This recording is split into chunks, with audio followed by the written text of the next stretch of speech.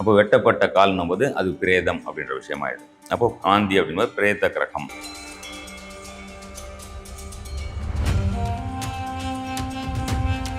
இப்போ நம்ம ஜோதிட விதியில் சொல்லப்பட்டது அப்படின்னும் போது பார்த்தீங்கன்னா 1, 4, 7, 10 இந்த பாவங்களில் மாந்தி இருந்தால் நிகழ்காலத்திலேயே அந்த பிரேதம் சம்பந்தப்பட்ட பிரேத சாபம்,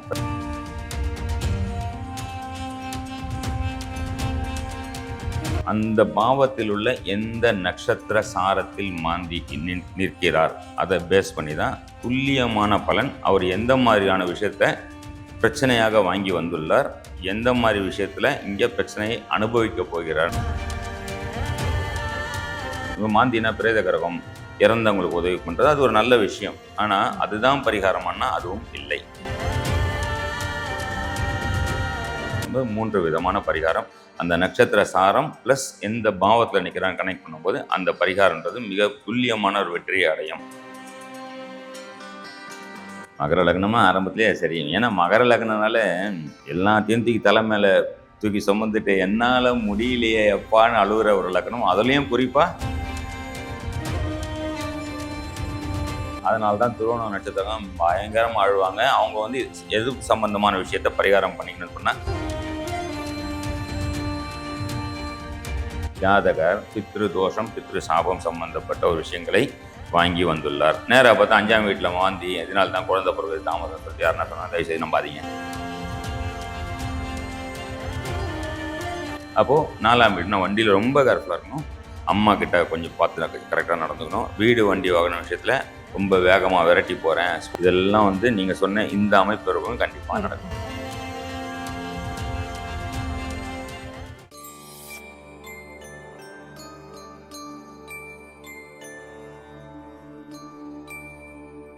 டெம்பிள் எக்ஸ்பிரஸ் நேயர்கள் அனைவருக்கும் வணக்கம். ஜோதிடத்துல முக்கியமா சொல்லக்கூடிய மாந்தி அப்படின்ற ஒரு முக்கியமான விஷயத்தை தான் நம்ம இன்னைக்கு நேயர்களுக்காக பார்க்க போறோம். அதற்காக நம்ம கூட ஸ்ரீ குரு லட்சுமி நாராயணன் ஐயா அவர்கள் வந்திருக்காரு. வணக்கம் சார். வணக்கம்மா. ஜெய் ஸ்ரீராம். சொல்லுங்க சார். இந்த மாந்தி அப்படிங்கிறது வந்து நிறைய பேருக்கு வந்து அதை பத்தின சரியான புரிதலே இல்லாம இருக்கு. மாந்தினா என்ன, அதை பத்தின ஒரு விளக்கம் பத்தி சொன்னீங்கன்னா ரொம்ப நல்லா இருக்கும். நல்லதம்மா, சொல்லலாம். நார்மலாக மாந்தி அப்படிங்கும்போது சனி பகவானின் மகன், புத்திரன் அப்படின்ற மாதிரி சொல்கிறாங்க. மாந்தி குளிகன் அப்படின்னு சொல்கிறாங்க. இந்த மாந்தி குளிகனே பார்த்திங்கன்னா பகலில் பிறந்த ஒரு குழந்தை ஜனனமாகுது அப்படிங்கும்போது அங்கே கணிக்கப்படுறது வந்து குளிகனாகவும், சூரிய அஸ்தமனத்துக்கு அப்புறம் பிறக்கிற குழந்தைக்கு வந்து மாந்தியாகவும் கணிக்கப்பட்டு சொல்லப்படுது. சரிங்களா?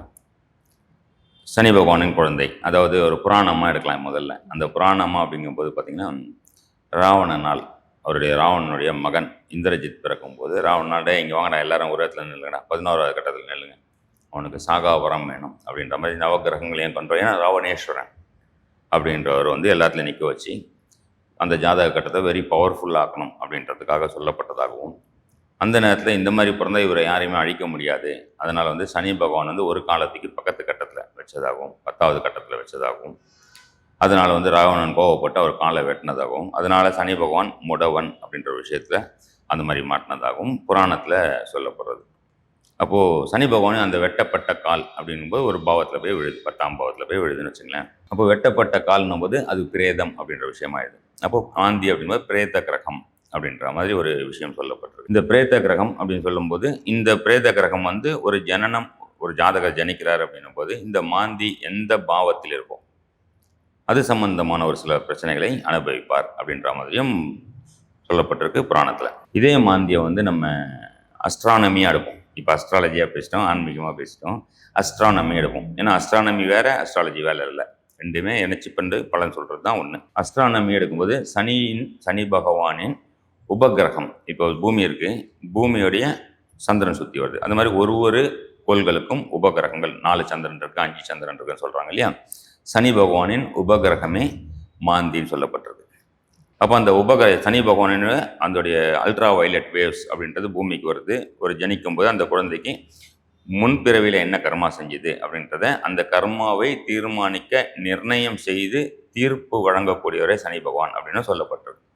ஏன் கர்மா சனி பகவானுக்கு மட்டும்னா காலபுருஷனுடைய 10ஆம் வீடாக சனி பகவான் வீடாக வந்துடும், மகர லக்னமாக வந்துடும், மகர ராசியாக வந்துடும். அப்போ அந்த அவருடைய புதல்வன் அப்படிங்கிற மாந்தின்னும் போது அந்த பிரேத்த கிரகம் அப்படின்னும் போது பிரேத்த சாபம், பிரேத்த கிரகம் யார் மூலியமா, இந்த பரம்பரை மூலியமாவோ இல்லை இவர் மூலியமாவோ வர்றது அப்படிங்கிற மாதிரி நம்ம புராணத்துலேருந்து பார்த்தோம். அஸ்ட்ரானமியாக பார்க்கும்போது அந்த கிரகத்தின் ஒளி பூமியில் வரும்போது பிறக்கிற ஜனன ஜாதகம் எந்த பாவத்தில் பூமியில் படுதோ அந்த பாவம் சம்பந்தப்பட்ட ஒரு மற்ற கிரகங்களுடைய எனர்ஜி அந்த பாவத்தில் விழாமல் தடுக்கப்படுகிறது. அப்போ அந்த பாவம் அந்த சம்பந்தப்பட்ட பிரச்சனையை ஜாதகர் அனுபவிப்பார் அப்படின்ற ஒரு விஷயம் மாதிரி. ஆமாம். ஸோ இதுதான் ஆக்சுவலி மாந்தி அப்படிங்கிறதே.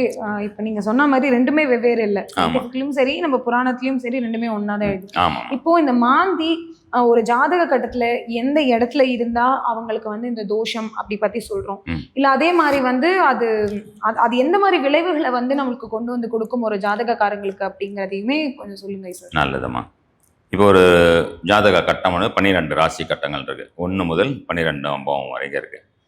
இப்போ நம்ம ஜோதிட விதியில் சொல்லப்பட்டது அப்படின்னும் போது பார்த்தீங்கன்னா 1, 4, 7, 10 இந்த பாவங்களில் மாந்தி இருந்தால் நிகழ்காலத்திலேயே அந்த பிரேதம் சம்பந்தப்பட்ட பிரேத சாபம், பிரேத தோஷம் சம்பந்தப்பட்ட விஷயத்தை வாழும் காலத்திலேயே அனுபவிப்பார்னு ஒரு விஷயம் சொல்லப்பட்டிருக்கு. இந்த 1, 4, 7, 10 போக மற்ற பாவங்களில் 2, 3, 5, 6, 8, 9, 11, 12 பாவங்களில் இருந்த அடுத்த ஜென்மத்தில் அந்த தோஷத்தை அனுபவிப்பார் அப்படின்ற மாதிரி ஜென்ரலாக சொல்லப்பட்ட ஒரு விஷயம். ஆனால் அதே விஷயம் பார்க்கும்போது பாவம் அப்படின்றத விட அந்த பாவத்தில் உள்ள எந்த நட்சத்திர சாரத்தில் மாந்தி நிற்கிறார் அதை பேஸ் பண்ணி தான் துல்லியமான பலன். அவர் எந்த மாதிரியான விஷயத்த பிரச்சனையாக வாங்கி வந்துள்ளார், எந்த மாதிரி விஷயத்தில் இங்கே பிரச்சனையை அனுபவிக்க போகிறார்ன்றதை கணிப்பது தான் வந்து ஜோதிட கணிதம். இப்போ நீங்க வந்துட்டு அதோட கணிப்புகளை பத்தி சொன்னீங்க. சரி, இப்போ ஒருத்தரோட ஜாதகத்துல வந்து மாந்தி அப்படிங்கிறது வந்து எஃபெக்ட் ஆயிருக்குன்னு வச்சுக்கோங்க. அவங்க எந்த வித பரிகாரங்களை பண்ண முடியும், இல்ல எந்த கோவிலுக்கு போகலாம், இந்த மாதிரி நிறைய விஷயங்கள் நிறைய பேருக்கு கேள்விகளா இருக்கு. ஸோ அதை பத்தி கொஞ்சம் சொல்லுங்க. கோவில் போனாலே பரிகாரம்ன்றது கோவில் மட்டும் பரிகாரம் கிடையாது. கோவில் போகும்போது கோவில் பரிகாரம் வந்து என்ன சொல்லலாம், ஆன்மீக பரிகாரம். ஏன்னா எல்லாருமே அதை கன்ஃபியூஸ் பண்ணிக்கிறாங்க. பரிகாரம் பண்ணா கோவிலுக்கு போய் இங்க எல்லாம் பாவம் ஏற்கனவே பண்ணிட்டு வந்துருவோம், இல்லை இங்க பண்ணுவோம், கோவில் போயிட்டு பரிகாரம் பண்ணிட்டு வந்தா சரியா வந்துருமா? இப்போ பரிகாரம் வந்து பல விதத்துல இருக்கு. பரிகாரம் அப்படின்னும் போது என்ன சொல்லலாம், கோவிலுக்கு போறாங்க ஆன்மீக பரிகாரம்.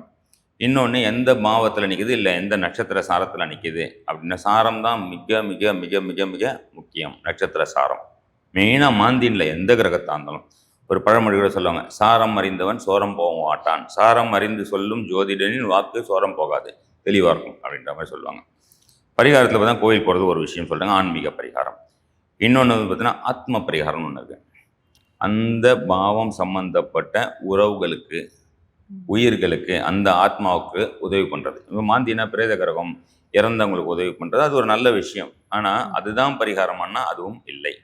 உயிரோட வாழும் அது சம்பந்தப்பட்ட ஒரு பிரச்சனைகளே வாழும். நீங்கள் வேணால் உதாரணமாக நெக்ஸ்ட் நான் கேள்வி கேட்குறவங்கள அவங்களுக்கு ஆத்ம பரிகாரம், வாழறவங்களுக்கு ஆத்ம ரீதியான ஒரு பரிகாரம். இன்னொன்று வந்து தான தர்ம பரிகாரம், பசிக்கிறவங்களுக்கு உதவி பண்ணுறது, கால் கை இழந்தவங்களுக்கு உதவி பண்ணுறது, அனாதை குழந்தைகளுக்கு உதவி பண்ணுறது. அதே மாதிரி நம்ம அர்த்தநாரீஸ்வரர்னு சொல்கிறோம், அவங்களுக்கு உதவி பண்ணுறது. இது மாதிரிலாம் பண்ணும்போது தான தர்மங்கள் பண்ணும்போது 3 விதமான பரிகாரம். அந்த நட்சத்திர சாரம் ப்ளஸ் எந்த பாவத்தில் நிற்கிறான்னு கனெக்ட் பண்ணும்போது அந்த பரிகாரன்றது மிக துல்லியமான ஒரு வெற்றியை அடையும் அப்படின்ற மாதிரி சொல்லலாம். அதே வகையில் வந்து இப்போ எல்லாரோட காலகட்டங்களையும் வந்து இப்போ ஒரு ஏஜுக்கு ஒரு முக்கியத்துவம் இருக்கு. படிப்பு முடிச்சோன்னா கல்யாணம், குழந்தை, அப்புறம் ஆரோக்கியம், இது எல்லாமே. இதுல எந்த சாரத்துல வந்து மாந்தின்றது வந்து அதிகமா வந்து நம்மளுக்கு அஃபெக்ட் ஆகுது, இல்ல இந்த இடத்துல இருக்கும் போது இதுல நீங்க ரொம்ப கான்சியஸா இருக்கணும் அப்படிங்கிற ஒரு விஷயம் நம்ம எல்லாருக்குமே இருக்கு. கண்டிப்பா கண்டிப்பா. அதை பத்தி கொஞ்சம் சொல்லலாமே. உங்ககிட்ட மறுபடியும் ஒரு கேள்வி கேட்குறேன், ஏதாவது ஒரு லக்னம் சொல்லுங்க. மகர லக்னம். மகர லக்னம், ஓகே. மகர லக்னமா ஆரம்பத்திலே சரி. ஏன்னா மகர லக்னனால எல்லாத்தையும் தூக்கி தலை மேலே தூக்கி சுமந்துட்டு என்னால் முடியலையே எப்பான்னு அழுகிற ஒரு லக்னம். அதுலேயும் குறிப்பாக திருவோண நட்சத்திரம். ஏன்னா காலபுருஷனுடைய 22வது நட்சத்திரம் வைநாசிக நட்சத்திரமாகவே திருவோண நட்சத்திரம் 22வது நட்சத்திரம். சாதாரணமாக ஒரு எந்த ராசியாக இருந்தாலும் அந்த ராசிக்கு 22வது நட்சத்திரம் வைநாசிகம், மரணம் சம்பந்தப்பட்ட வேதனை வதைகளை அனுபவிக்க வேண்டிய நட்சத்திரம். ஓகே, அந்த 22 சாதாரணமாக ஒரு ராசிக்கு அந்த சந்திரன் நிற்கிறதுலேருந்து ஆலபுருஷனுக்கே 22வது நட்சத்திரம்னா எப்படி இருக்கும்? அதில் போய் லக்னமோ ராசியோ வந்தால் எப்படி இருப்பாங்க அவங்க? அதனால தான் திருவோண நட்சத்திரம் பயங்கரமாக அழுவாங்க. அவங்க வந்து எது சம்பந்தமான விஷயத்த பரிகாரம் பண்ணிக்கணும்னு சொன்னால் தப்பிச்சு வெளியே வர முடியும் கண்டிப்பாக. ஓகே, மகர லக்கணம் சொல்லிட்டீங்க. மாந்தி எந்த இடத்துல நிற்கிறாருமா? மாந்தி பகவான் சொல்லுவோம். மாந்தி பகவான் எங்கே நிற்கிறார் சொல்லுங்க. மாந்தி பகவான் இப்போ ஒரு 2ஆம் இடத்துல இல்ல 5ஆம் இடத்துல நிக்கிறாரு. ஏதாவது ஒன்று சொல்லுங்க. ஒரு இடத்துல நிற்பாரு. சரி, 5ஆம் இடத்துல நிற்கிறாரு. ஓகே, 5ஆம் இடம் அப்படின்னும் போது மகர லக்கணத்துக்கு 5ஆம் இடம் வந்து ரிஷப லக்கணம், ரிஷப ராசியாக வந்துடும். சரிங்களா? ரிஷப ராசின்னு வந்துடுச்சு. அப்போது 5ஆம் இடம் அப்படின்னும் போது தாத்தா, அப்பாவுடைய அப்பா. 9ஆம் வீடுன்னும் போது அப்பா. 9க்கு 9ன்னு கணக்கு பண்ணிங்கன்னா மறுபடியும் 5ஆம் வீடு வந்துடும். அப்போ அப்பாவின் அப்பா சம்பந்தப்பட்ட ஒரு விஷயத்தில் ஜாதகர் பித்ரு தோஷம் பித்ரு சாபம் சம்பந்தப்பட்ட ஒரு விஷயங்களை வாங்கி வந்துள்ளார். நேராக பார்த்தா 5ஆம் வீட்டில் மாந்தி, இதனால தான் குழந்தை பிறகு தாமதம் சொல்லிட்டு யாருன்னா சொன்னால் தயவுசெய்து நம்பாதீங்க, அது இல்லை. சரிங்களா? ஓகே, அந்த 5ஆம் வீட்டில் 3 நட்சத்திரம் இருக்குது. கிருத்திகை நட்சத்திரம், ரோகிணி நட்சத்திரம், மிருகசீர நட்சத்திரம். எந்த நட்சத்திரத்தில் நிற்கிறா அதை சொல்லுங்கள். சரி, மிருகசீரட நட்சத்திரம். ஓகே, மிருகசீரிஷ நட்சத்திரம் செவ்வாயின் நட்சத்திரம். அப்போ செவ்வாயின் நட்சத்திரத்தில் மாந்தி நிற்கிறார் அப்படின்னும் போது செவ்வாயின் வீட்டை கண்டிப்பாக அடித்து உடைப்பார். செவ்வாயின் வீடுனா மகர லக்னத்துக்கு செவ்வாயின் வீடுன்னு பார்த்தீங்கன்னா 4ஆம் வீடான மேஷ லக்னமும் 11ஆம் வீடான விருச்சக லக்னமும் வந்துடும். இப்போ இந்த 2 வீட்லையும் பார்த்தீங்கன்னா ஒரு வீடு ஆண் வீடும் ஒரு வீடு பெண் வீடாக வந்துடும். ஆண் வீடு வலிமையாக வேலை செய்யும். மூலத்திரிகோண வீடுன்னு சொல்லுவாங்க செவ்வாய்க்கு. ஆண் வீடுன்றது வலிமையாக வேலை செய்யும். அப்போ மகர லக்னத்துக்கு 4ஆம் வீடு அப்படின்னும் போது மேஷ லக்னமாக வந்துடும். அப்போ 4ஆம் வீடுன்னும் போது அம்மா சார்ந்த விஷயத்தில் பிரச்சனை அனுபவிக்கணும். வீடு, வண்டி வாகனம் ஓட்டும் போது கண்ணை மூடிட்டு 200 கிலோமீட்டர் ஸ்பீடில் போகக்கூடாது, ஜாக்கிரதையாக தான் போகணும். இல்லை வண்டி வாகனம் சம்மந்தப்பட்ட பிரச்சனை, அம்மா சம்மந்தப்பட்ட பிரச்சனை, வியாபாரத்தில் வரக்கூடிய இவங்க நிறைய கடன் கொடுத்துருப்பார், மண்டே போட்டுருவார். ஏன்னா 10ஆம் வீட்டின் 7ஆம் வீடு தான் பிஸ்னஸ் கிளைண்ட்டு. கடன் கொடுத்தவர் போக மாட்டாங்க. இவர் யாருங்க கடன் கொடுக்குறாரு, அவர் இல்லாமல் போவார். அந்த மாதிரி ஒரு பிரச்சனையை கண்டிப்பாக ஜாதகர் அனுபவிப்பாக எழுதி தர நடக்கும். நான் நிறைய ஆயிரக்கணக்கான ஜாதகம் இதில் பார்க்குறேன். அப்போது 4ஆம் வீடுனா வண்டியில் ரொம்ப கேர்ஃபுல்லாக இருக்கணும். அம்மா கிட்ட கொஞ்சம் பார்த்து கரெக்டாக நடந்துக்கணும். வீடு, வண்டி வாகன விஷயத்தில் ரொம்ப வேகமாக விரட்டி போகிறேன், ஸ்போர்ட்ஸ் வண்டி வாங்கினோம் வந்து 200 கிலோமீட்டர் தான் போவேன்னும் போது இதெல்லாம் வந்து நீங்கள் சொன்ன இந்த அமைப்பு இருக்கும் கண்டிப்பாக நடக்கும். சரி சார், இப்போ வந்து நம்ம இந்த அமைப்பு அப்படிங்கிறத பற்றி நம்ம பார்த்துக்கோ. இப்போ எனக்கு வந்து இது தெரியாது, மாந்தின்றதை பற்றியே நமக்கு கேள்விதான் பட்டிருப்போம். நிறைய பேருக்கு அதை பற்றின இவ்வளோ டீப்பாக இருக்குமான்றதே இப்போ நீங்கள் சொல்லி தான் நம்மளோட வியூவர்ஸ்க்கும் தெரிய போகுது. இப்போது என்னோட கட்டத்தில் மாந்தி எங்கே இருக்காரு அப்படிங்கிற ஒரு டக்குன்னு நமக்கு ஒரு இப்போ நம்ம ஒரு உங்கள் வீடியோ பார்த்தோன்னா நம்மளுக்கு தோணும் இல்லையா, அதை எப்படி அவங்க கண்டுபிடிக்கிறது? சாதாரணமாக எல்லா ஜாதக புக்லையும் பார்த்தீங்கன்னா மாந்தி கணிதம்னு ஒன்று இருக்கும். அது பெரிய கணிதம். அப்போ எல்லாருக்கும் சொன்னால் இன்னும் புரியாது. அந்த ஜாதக கட்டத்தில் அந்த ஜாதக கட்டத்தில் 9 கிரகங்கள் எங்கன்றோம் மா அப்படின்னு போட்டிருக்கோம். ஒருவேளை அங்கே இல்லைனாலும் சாரம், நட்சத்திர சாரம் போட்டிருக்கோம். 9 கிரகம் லக்னம் எந்த நட்சத்திர சாரத்தில் வாங்கியிருக்கு, மாந்தி பகவான் எந்த நட்சத்திர சாரத்திலையும் போட்டிருக்குன்னு சொல்லி வரும். ஒருவேளை தெரியலனா ஒன்றுமே பிரச்சனை இல்லை. நம்மளுடைய www.astronavarthi.com அந்த வெப்சைட்டில் போய்ட்டு நம்மளுடைய அஸ்ட்ரோனிவர்த்தி வெப்சைட்டை டவுன்லோட் பண்ணி உங்களுடைய date of birth, time of birth, place of பர்த்தை கொடுத்தீங்கனாலே உங்களுடைய ஜாதகம் அங்கே ஓப்பன் ஆகிடும். அதில் உங்களுக்கு அந்த மாந்தி பகவான் எந்த நட்சத்திர சாரத்தில் ஈஸியாக தெரிஞ்சுக்க போகிறீங்க. இது ஒரு முக்கியமான. அதே மாதிரி ஒவ்வொரு இந்த மாந்தி விஷயங்களும் சொல்லுவோம், ஒவ்வொரு நட்சத்திரக்காரங்களுக்கும் ஒவ்வொரு உறவு கூட தொடர்பு இருக்கு அப்படிங்கிறத பற்றி நீங்கள் சொல்லியிருக்கீங்க. அப்போ அது எப்படி தெரிஞ்சுக்கிறது? இப்போ இந்த நட்சத்திரக்காரங்களை, இந்த ராகுனா இவங்க, கேதுனா இவங்க, குருனா யாரு, இது யாரை அஃபெக்ட் பண்ணும்? இப்போ யார் அஃபெக்ட் பண்ணா, மாந்தி பகவான் இருக்காரு, மிருகசீரிஷ நட்சத்திரத்தில் இருக்காரு, ரிஷபராசியில் இருக்கார். அதே இடத்துல ஒரு 10 டிகிரிக்குள்ள மாந்தி கிட்ட இருந்து 10 டிகிரிக்குள்ள ஏதாவது கிரகம் இருந்தால், சூரியன் இருக்காருன்னு வச்சுக்கலாம், சூரியன் மாந்தி அப்பாவை பிரச்சனை பண்ணும். சூரியன் அப்பா. சந்திரன் இணைஞ்சிருந்தா அம்மா சம்மந்தப்பட்ட விஷயத்தில் ஒரு பிரச்சனையை உண்டாக்கும். செவ்வாய் இருக்கார் அப்படின்னா சகோதரன் சம்மந்தப்பட்ட பிரச்சனையை கொண்டு பண்ணணும். பெண் ஜாதகமாக இருந்தால் கணவர் சம்மந்தப்பட்ட விஷயத்தில் பிரச்சனை பண்ணும். ஒரு சுக்கிரன் இருக்காருன்னா ஆண் ஜாதகத்தில் மனைவி சம்மந்தப்பட்ட விஷயத்தில் பிரச்சனை, குழந்தைகள் சம்மந்தப்பட்ட பெண் குழந்தைகள் சம்மந்தப்பட்ட விஷயத்தில் பிரச்சனை வரும். குரு இருந்தாருன்னா அவருடைய குழந்தைகள் சம்மந்தப்பட்ட விஷயத்தில் பொதுவான ஒரு பிரச்சனை. சனி பகவான் இருந்தாருன்னா முதியோர்கள் அல்லது வேலைக்காரர்கள் சம்மந்தப்பட்ட விஷயத்தில் ஒரு பிரச்சனை கண்டிப்பாக வரும். ராகுன்னா தாத்தா, அப்பாவுடைய அப்பா. அப்போ ராகுன்னும் போது தாத்தா சம்மந்தப்பட்ட விஷயத்தில் ஒரு பிரச்சனை. கேத்து பகவான் இருக்காருன்னா பாட்டி சம்மந்தப்பட்ட ஒரு விஷயத்தில் ஜாதகர் பிரச்சனையை அனுபவிப்பார் அந்த தசாபுக்தியின் காலங்களில். இப்போ பொதுவாகவே இந்த மாந்தி வந்து நம்ம அஃபெக்ட் ஆகக்கூடாது அப்படின்ற பட்சத்தில் என்ன பரிகாரங்கள் இப்போ நீங்கள் தானம் அப்படின்னு சொல்லியிருந்தீங்க, எந்த வகையான தானம் இப்போ நமக்கு தெரியல சார். இப்போ எனக்கு தெரியாத மாந்தி எந்த கட்டத்தில் இருக்காருன்றது எனக்கு தெரியலன்னு வச்சுக்கோங்களேன். இப்போ அவங்க வந்துட்டு என்ன பரிகாரங்கள் செஞ்சால் இதுலேருந்து கொஞ்சம் இந்த பிரச்சனைகள்லேருந்து விடுபட முடியும் அப்படிங்கிறத பற்றி கொஞ்சம் சொல்லலாம் சார். இப்போ நீங்கள் சொன்ன உதாரண ஜாதகத்தை எடுத்துக்குவோம். மிருகசீர நட்சத்திரத்தில் மாந்தி இருக்காரு. அப்போ 4ஆம் வீடு சம்பந்தப்பட்ட மேஷ வீடு சம்பந்தப்பட்ட பிரச்சனையை ஜாதகர் பிறப்பிலிருந்து கடைசி காலம் வரைக்கும் கண்டிப்பாக அனுபவித்து கொண்டே இருப்பார் அப்படின்றது பலன். பரிகாரம் அப்படின்றதே வந்து ஒரு ஜோதிடர் வரும் ஜாதகருக்கு பரிவுடன் கூறும் உபகாரமே பரிகாரம். என்ன பரிவுடன் கூறும் உபகாரம் அப்படின்பது, மேஷ வீடுனா நெருப்பு வீடு, 4ஆம் பவனா அம்மா, வண்டி வாகனம் வீடு சார்ந்த விஷயம். என்ன எடுத்துக்கலாம், நெருப்பு வீடுன்னு எடுத்துக்கிட்டோம். இப்போது வண்டி விபத்தில் பாதிக்கப்பட்டவர்களுக்கு உதவி பண்ணுறது. பரிகாரம்னா கோயில் பரிகாரம்னு ஒன்று இருக்குது. இது திருவாலங்காடு அப்படின்னு சொல்லி திருவள்ளூர் பக்கத்தில் ஒரு கோவில் இருக்குது. மாந்தி பரிகார பூஜைன்னு ஒன்று பண்ணுறாங்க. இது ஆன்மீக பரிகாரம்னு வச்சுக்கலாம். 100% வேலை செஞ்சிருமா சார்னு கேட்டால் 10% வேலை செய்யுமா. 10% தான் வேலை. அங்கே போயிட்டு வந்து அப்போவும் எனக்கு பிரச்சனை ஆகுதுன்னு சொல்லி கண்டிப்பாக சொல்லுவாங்க.